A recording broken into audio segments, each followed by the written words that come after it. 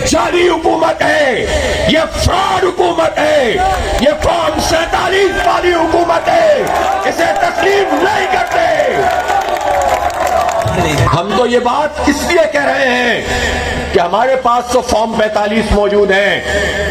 अगर इतनी हिम्मत है और तुम कहते हो कि हम अवाम के जरिए से हुकूमत में आए हैं, तो ले आओ तुम भी फॉर्म 45 और हम भी ले आते हैं। बना दो एक जुडिशल कमीशन, कौम के सामने उसी तरह से कार्रवाई चलाएं जस्टिस फाइज ईसा साहब, जिस तरह भी उन्होंने पिछले चंद मुकदमों में चलाई थी। एक एक फॉर्म आता जाएगा और इन काले आजमाओं का और इन जमहूरियत पर शफून मारने वालों का और इनके आलाकारों का चेहरा बेनकाब होता चला जाएगा और ये हमेशा के लिए हमारे सरों से हट जाएंगे। आओ सामने फॉर्म 45 लेकर आओ। फॉर्म 45 के अलावा हम किसी हुकूमत को नहीं मानते, इसलिए कि ये जबरन हम पर मुसल्लत किए गए हैं। और ये बात हम नहीं कह रहे, ये तो काकड़ साहब फरमा रहे हैं। काकड़ साहब कौन थे? काकड़ साहब की जो हुकूमत थी वो पीडीएम की एक्सटेंशन थी, वो कोई अलग से हुकूमत नहीं थी। जो कुछ पीडीएम की जमातों ने हुकूमत कायम की थी, रिजीम चेंज की थी और उन्होंने सिंध हाउस आबाद करके कहते हैं कि हमने तो आईनी काम किया था। आइन के तहत अदम एतमाद की तहरीक लाए थे। आइन के तहत हमने पार्लियामेंट में तब्दीली हम लेकर आए थे। ये सिंध हाउस में जो कुछ हो रहा था वो कौन से आइन में लिखा हुआ है? और ये सवाल हमारा मिनिस्टरों से भी है, मौलानाओं से भी है। सिंध हाउस और पंजाब हाउस आबाद करके इंसानों की कीमतें लगाओगे, हॉर्स ट्रेडिंग करोगे, लोटे और लुटेरों को हम पर मुसल्लत करोगे और फिर उसके बाद 16 महीने तबाह कर दोगे इस मुल्क की मईशत को। मजीद IMF का गुलाम बनाओगे, मजीद बिजली महंगी करो, मजीद गैस महंगी करो और फिर अपनी ही मर्जी की एक केयर टेकर गवर्नमेंट ले आओ। और फिर वो केयर टेकर गवर्नमेंट भी कहे कि हम तो मईशत ठीक करना चाहते हैं, IMF का मसला है उसको हल करना चाहते हैं, उनकी शराइत पूरी करना चाहते हैं, अवाम को कुर्बानी देनी चाहिए। बिजली की कीमत बढ़ाई, लोग बिल बिलाने लगे, गैस की कीमत 4-4 गुना बढ़ा दी, परेशान हो गए लोग। लोड शेडिंग अलग है, बर्बाद करके रख दिया। सनतें तबाह हो रही हैं, छोटी सनतें तबाह हो रही हैं, कहां से पूरा करें, कहां से मार्केट में कंपीट करें? ये सब कुछ तबाही हुई। और फिर क्या काम किया? फिर ये काम किया कि वो गंदुम कि जिसमें हम खुद कफील थे कि चले कुछ नहीं तो अपना उगा रहे हैं, अपना खा लेंगे।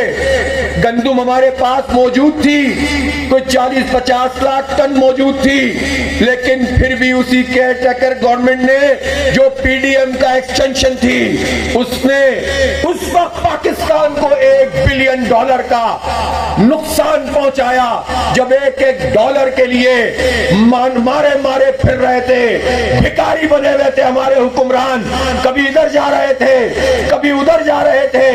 उस वक्त $1 बिलियन जो तकरीबन 275-280 अरब रुपए बनते हैं, उसका नुकसान इन्होंने पहुंचाया गंदुम इंपोर्ट की। और फिर जब गंदुम 4500 रुपए मन बिक रही थी तो उसकी ओरिजिनल कीमत इंपोर्ट की 3100 रुपए थी। तो ये सारे लोग इंपोर्टर, ये हुकूमत से मिलकर इन्होंने खूब धंधा किया। तकरीबन 85 से 100 अरब रुपए इन्होंने कमाए। ये अकेले नहीं कमाए होंगे, सबको बांटे होंगे। जो जितना मुल्क में ताकतवर है वो उतना हिस्सा वसूल करता है। सब जानते हैं ये क्या धंधा चल रहा है, सब जानते हैं ये इस मुल्क के वसाइल को, गरीब के खून पसीने की कमाई को कौन लूट रहा है। अवाम बहुत गुस्से में है, लेकिन ये चाहते हैं कि ये गुस्सा मायूसी में बदल जाए। ये चाहते हैं कि नौजवान बस ये कहे कि इस मुल्क से जाना है, ये कहें कि कोई मुस्तकबिल हमारा पाकिस्तान में नहीं है। नौजवानों, ये बहुत बड़ी साजिश है, तुम्हें इस मुल्क से मायूस करके ये मजीद ताकत हासिल कर लेंगे, ये मजीद हमें गुलाम बनाएंगे। आओ फैसला कर लो, इन लुटेरों के खिलाफ मुजाहिमत करेंगे इंशाअल्लाह। वतन है तू खानदान है, हाफिज नहीं तू मेरे शहर की जान है, तू अज़मत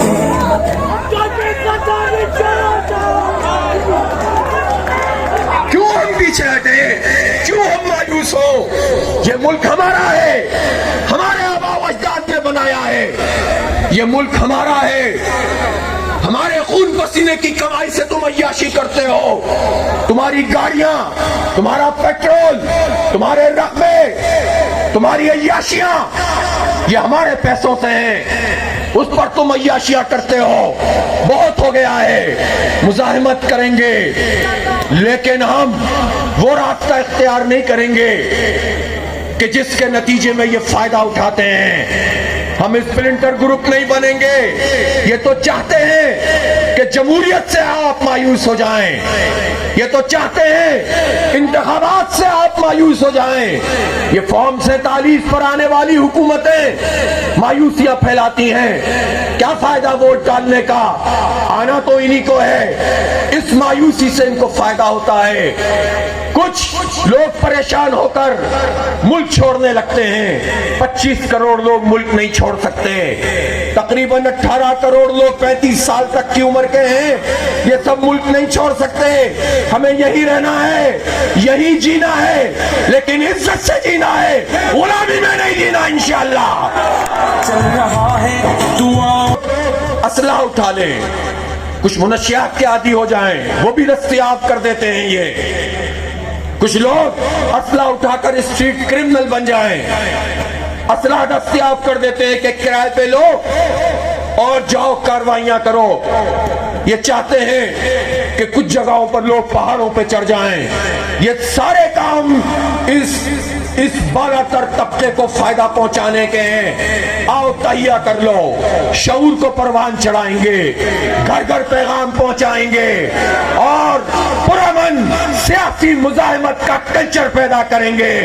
सड़कों पे मुकाबला करेंगे, तालीमी इदारों में मुकाबला करेंगे, मस्जिद की मेहराबों में मुकाबला करेंगे। हर जगह इनको टच टाइम देंगे और अपनी तहरीक को आगे बढ़ाएंगे। तैयार हो इसके लिए? मिलकर मुकाबला करोगे इस माफिया का? करेंगे इंशाअल्लाह ताला। इसलिए कि यह काम सिर्फ जमात इस्लामी कर सकती है।